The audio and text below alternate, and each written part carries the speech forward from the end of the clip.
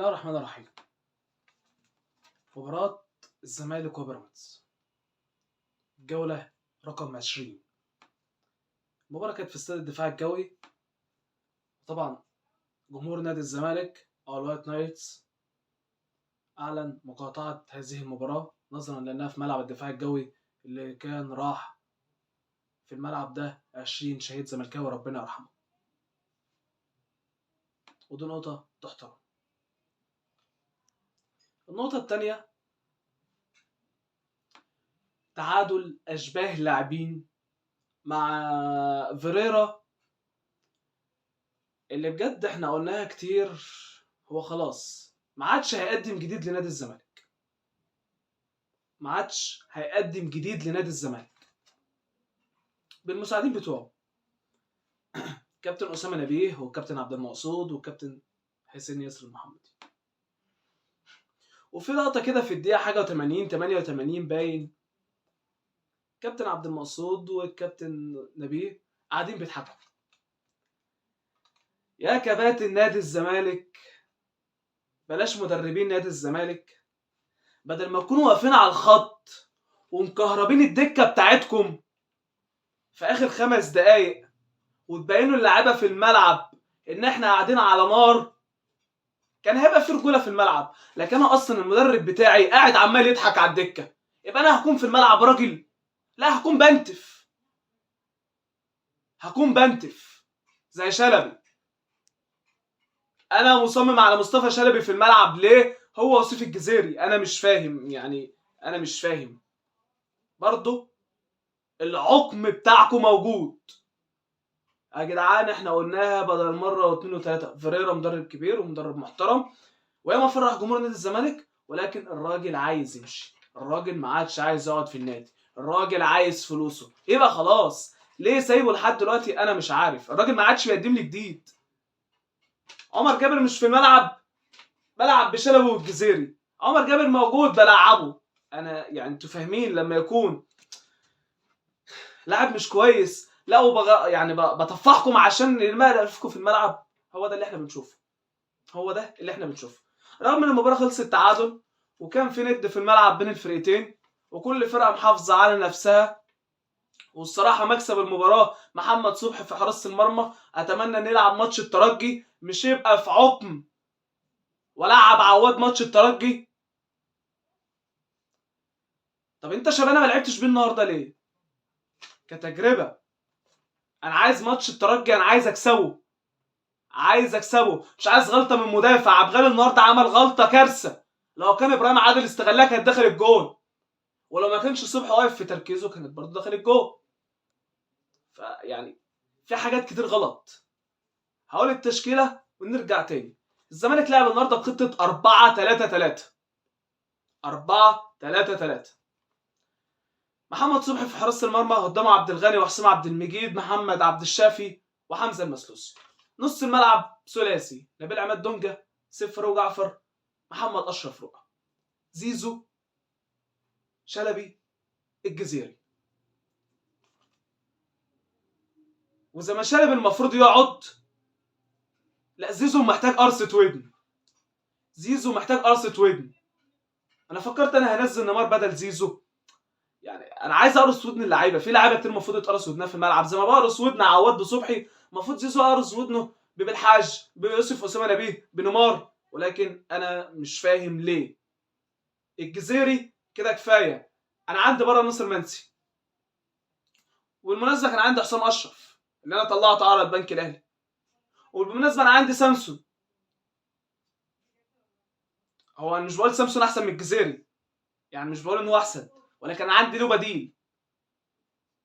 شلبي عندي برضو، ممكن انزل يوسف اسامه نبيه العب بيه. ابراهيم نضاي اللي انا ما اعرفش هو فين، قاعد دكه ولا مصاب ولا ميت ولا بالظبط. نيمار، نضاي، حاجات كتير. عمل تبديلات. خرجت الاول عبد الشافي ونزلت فتوح بين الشوطين، ودي تبديله كويسه. وتبديله يعني عبد الشافي لاعب كبير وفتوح لاعب كبير، فتبديله عاديه جدا، يعني ولا مع ولا ضد، تبديله عاديه جدا. خرجت سيف فاروق جعفر ونزلت بالحج. انا كنت مفكر النهارده هبدا بالحج مكان شلبي، ولكن قعد دكه. نزل بالحج مكان سيف فاروق جعفر. خرج الجزيرة ونزل مكانه ناصر منسي. خرج شلبي ونزل مكانه يوسف اسامه نبيه.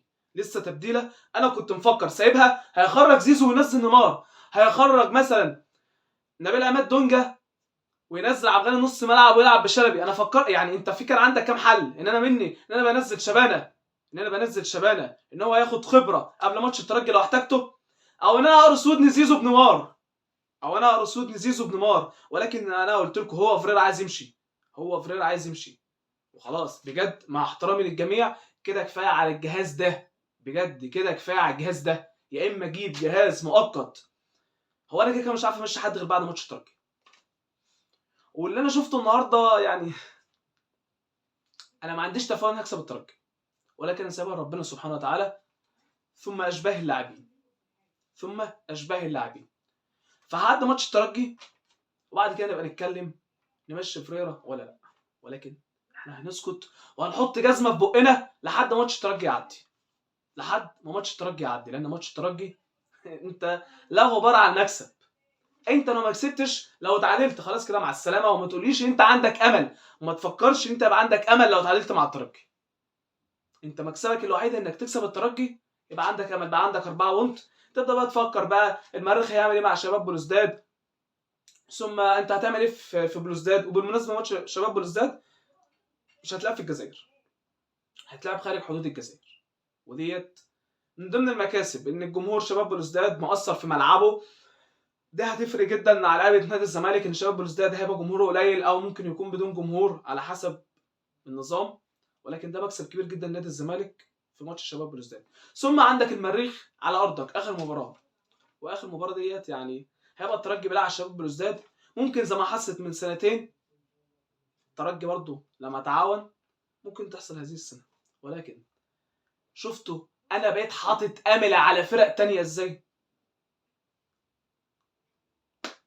وبالمناسبه النهارده جاء خطاب لنادي الزمالك، لو ما دفعتوش 850,000 جنيه يعني مليون الا شويه، هيتم ايقافكم 3 فترات قيد بسبب حقوق الرعايه للاعب سيف الدين الجزيري لاعب نادي الزمالك التونسي.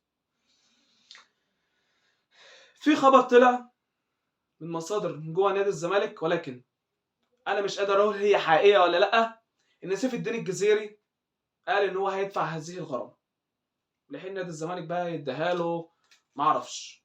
ولكن انا لو سيف الجزيري قال كده انا احترمه اللي هو قال كده. ولكن ده مش هيخليني اغير وجهه نظري ان هو لا يصلح لمهاجمين نادي الزمالك او ما يبقاش اساسي نادي الزمالك. بس هي دي القصه ودي النهايه. نادي بيراميدز جيمي باشيكو لعب بخطه 4-3-2-1. حراسه المرمى احمد الشناوي انا اسف. الدفاع اسامه جلال، علي جبر، احمد فتحي ومحمد حمدي. نص الملعب بليلة توريه، دونجا، محمود عبد العاطي دونجا وعبد الله السعيد. في الهجوم فخر الدين بن يوسف ومحمد صابر ومصطفى فتحي. التبديلات اللي عملها جيمي باشيكو، وعمل الخمس تبديلات وغير مجرى المباراه. بقى بيهاجمك في اخر دقيقه. انا اخر 3-4 دقايق في الوقت بدل الضايع انا بقول يا رب الحكم يصفر على كده، لان انا ممكن يدخل فيها جون في اي لحظه. لان انا اصلا قبلها ما كنتش عارف اهاجم او بهاجم ومش عارف ارفع عرضيه صح او مش عارف والله. نزل ابراهيم عادل ونزل فخر لقاي ونزل وليد الكارتي ونزل احمد سامي المدافع، وخرج في البدايه في تبديله خرج احمد فتحي ونزل احمد توفيق. ما اعرفش بسبب الانذار ولا احمد فتحي اتصاب، الله اعلم. ولكن بمناسبه احمد فتحي، مصطفى شلبي الكره دي اتعادت مره 2 و3 بيبقى انفراد في منطقه احمد فتحي، وعلى ما اعتقد ده ممكن يكون سبب الخروج. مصطفى شلبي لو كان جرى شويه رجوله وكان عنده دم في الملعب كان قدر يعمل انفراده لسيف الدين الجزيري، كان قدر شاطها جابها جون، كان قدر يعمل حاجات كتير. ولكن كان بيعطل نفسه كتير. فبجد مصطفى شلبي وسيف الدين الجزيري يعني كفايه كده عليهم. اتمنى في مباراه الترجي اللي على ارضي في ملعب برج العرب بحضور 20,000 متفرج اللي المفروض يروحوا فرحانين، والملايين اللي قاعدين في بيوتها المفروض تفرح بمكسب مباراه زي ديت، العب بحراسه المرمى محمد صبحي، هلعب بعبد الغني لو لونش ما جهزش، هلعب بعبد الغني وحسام عبد المجيد وحمزه المسلوسي ومحمد عبد الشافي. انا موافق على الدفاع ده. نص الملعب نبيل عماد دونجا، سيف فاروق جعفر ورؤى. في الهجوم زيزو وبالحاج او ابراهيم نداي او نيمار او اي حد من بره بدل شلبي. وفي الهجوم ناصر منسي، ابدا بناصر منسي واركن الجزيري. انا مش عايز الجزيري في ماتش زي ده، انا مش عايز الجزيري في ماتش زي ده. اتمنى نكسب والله ماتش الترجي عشان احنا اتحرق دمنا النهارده، بناخد نقطه من مباراه ملهاش اي لازمه. ليه ابقى مانيش عارف ابني هجمه صح، ولا انا عارف اكسب، ولا انا عارف اسيطر في الملعب؟ ليه بجد؟ احنا ما فرحناش بقالنا كتير. ليه كل ماتش حرق الدم؟ ليه؟ انا مش فاهم. مشكلتكم ايه؟ اداره ولا لعيبه ولا مدرب؟ انا مش فاهم في ايه. فوقوا ربنا يرحمكم، فوقوا ربنا يهديكم بجد. اللهم اجرنا في مصيبتنا، لان لاعبي نادي الزمالك هي اوسخ مصيبه عندنا. والله مش هم دول اللي كانوا جابوا لنا الدوري، وهم دول اللي هيكفرونا والله في الدوري ده. الزمالك في المركز الخامس برصيد 33 بونت، وبيراميدز في المركز الثاني برصيد 39 بونت. وده كانت الجوله ال20 مباراه نادي الزمالك وبيراميدز في ملعب الدفاع الجوي القمه رقم 20.